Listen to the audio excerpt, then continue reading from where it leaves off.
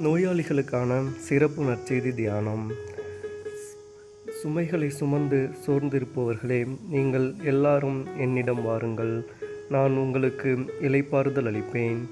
இந்த நற்செய்தி விளக்கம்: நோயாலும் துன்பங்களாலும் சோர்ந்திருக்கும் அனைவருக்கும் இயேசு தரும் அன்பான அழைப்பு.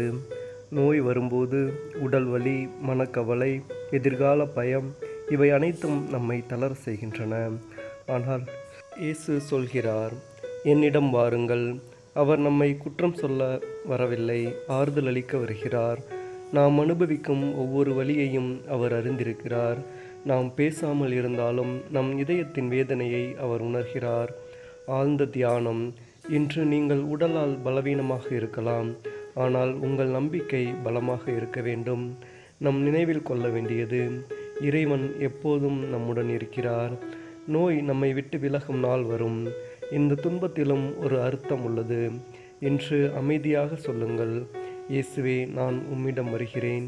அந்த நேரத்தில் அவர் உங்கள் மனதில் அமைதியையும் உங்கள் உள்ளத்தில் நம்பிக்கையையும் ஊற்றுவார்.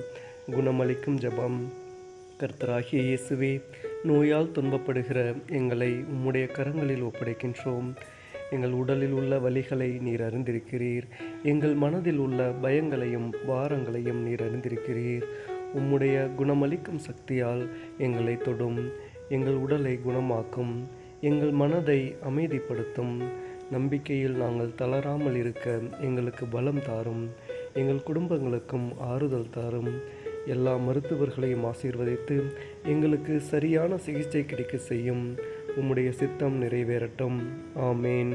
இறைவன் உங்களை விட்டு ஒருபோதும் விலக மாட்டார். உங்கள் வலியின் நடுவிலும் அவர் உங்களுடன் இருக்கிறார். ஆமேன்.